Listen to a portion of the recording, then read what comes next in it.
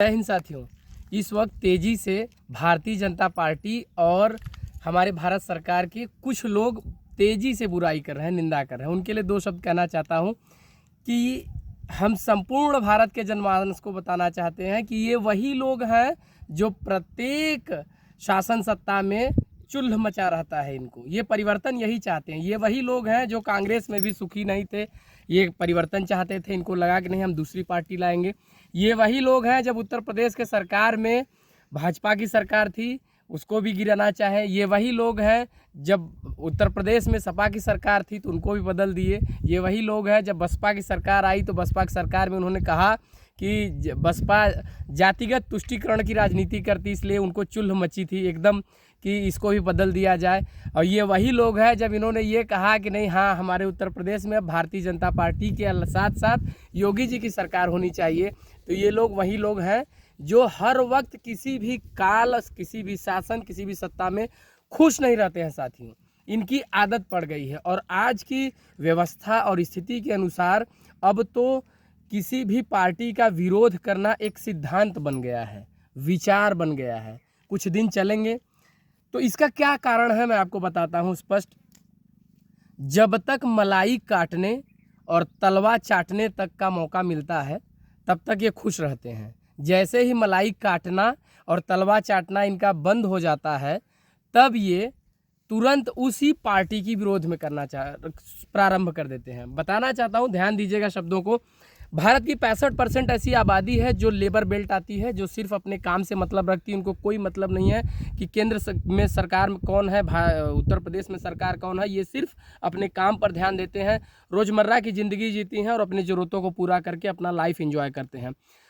30% लोग ऐसे हैं जो सिर्फ और सिर्फ नौकरी पेशा वाले हैं, जो सुबह ड्यूटी पे निकलते हैं, अपना टास्क कंप्लीट करते हैं, शाम को घर आते हैं, अपने परिवार में, फैमिली में एंजॉय करते हैं और अपना काम कंप्लीट कर देते हैं।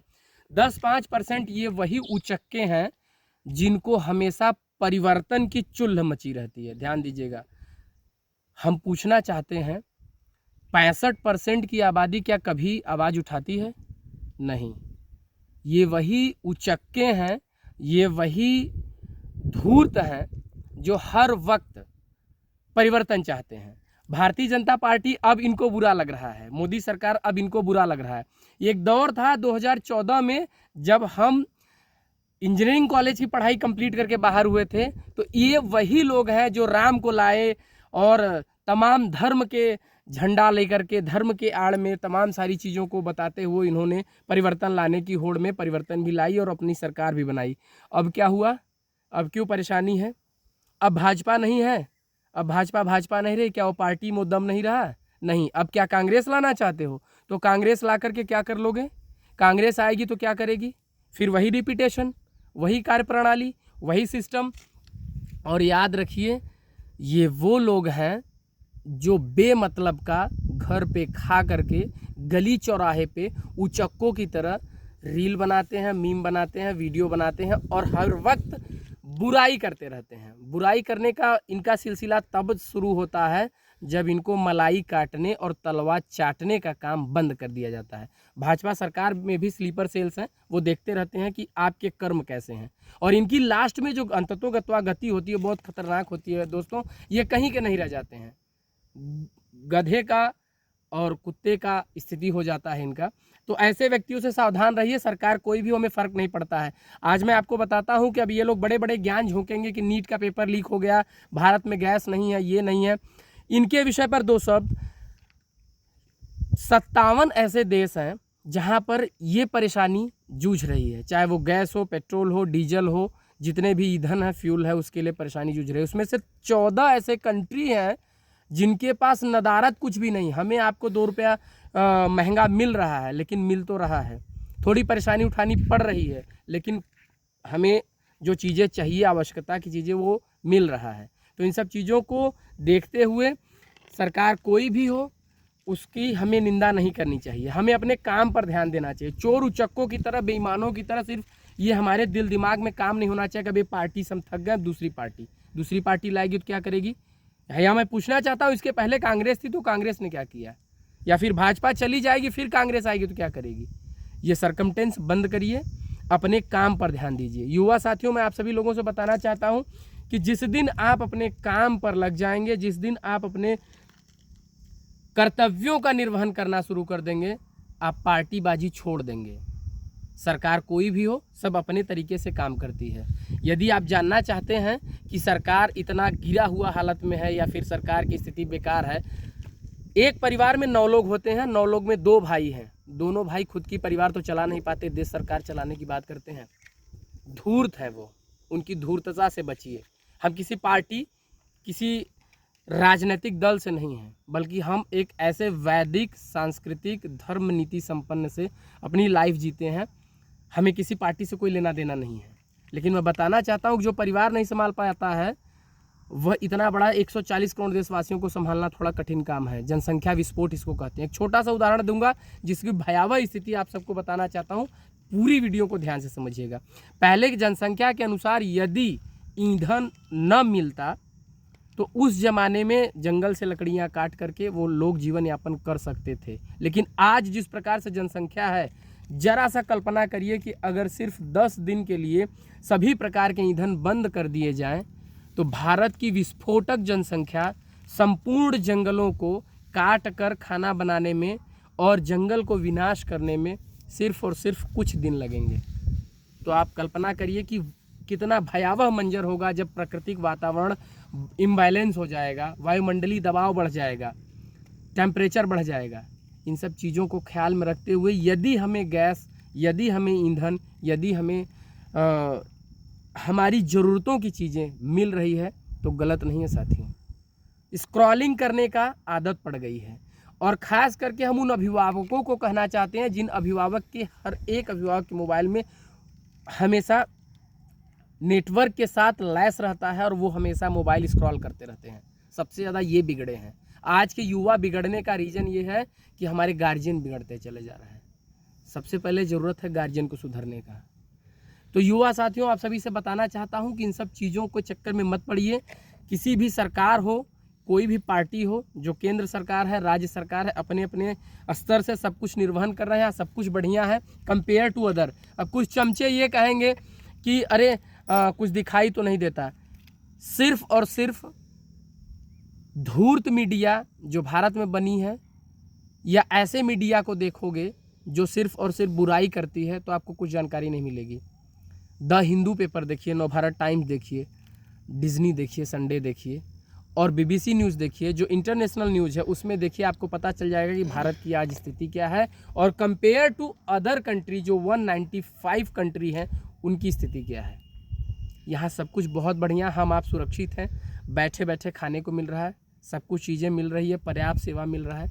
हम आप सौभाग्यशाली हैं और भारत सरकार, राज्य सरकार अपने स्तर से बहुत बढ़िया काम कर रही है। और याद करिए एक बात और, नेता विपक्ष और उन पार्टियों से कहना चाहता हूं जिनके अंदर चुल्ह मची है कि हम आएंगे तो क्या कर लेंगे। अगर आपके अंदर करने की इतनी है क्षमता है तो देश सेवा तो वैसे भी की जा सकती है ना।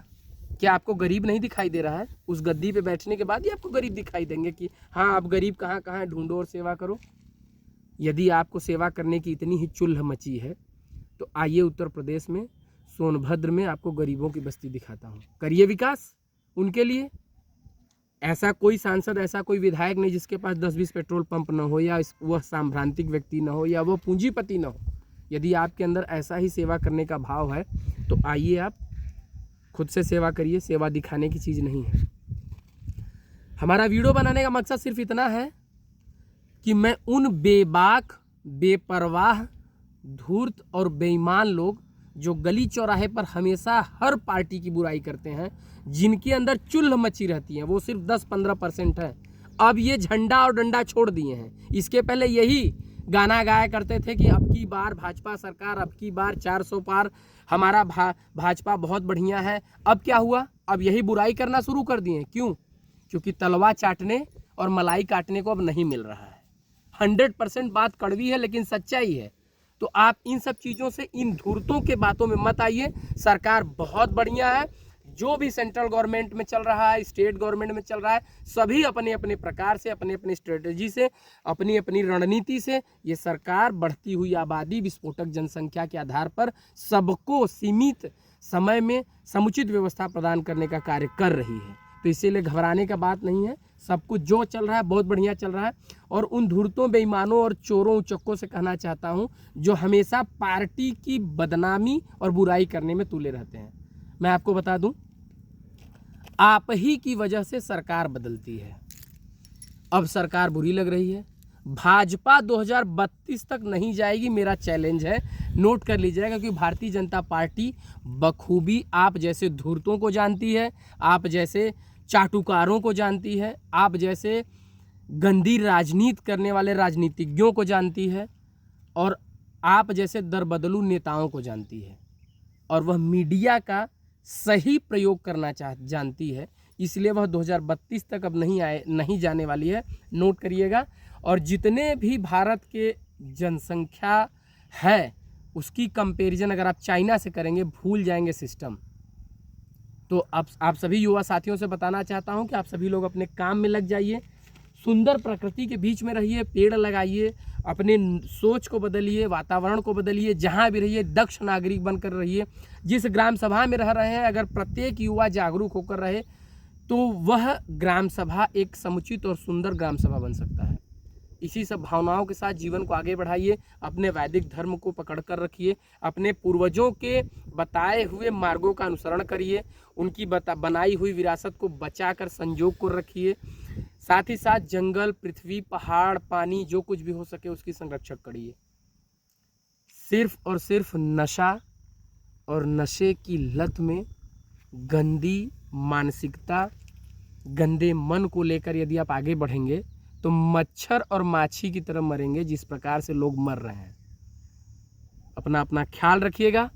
हमारी अगर इस वीडियो से, हमारे शब्दों से किसी के दिल को आहत हुआ हो तो हाथ जोड़कर क्षमा मांगता हूं, लेकिन जीवन की सच्चाई यही है। अपना ख्याल रखिएगा। जय हिंद।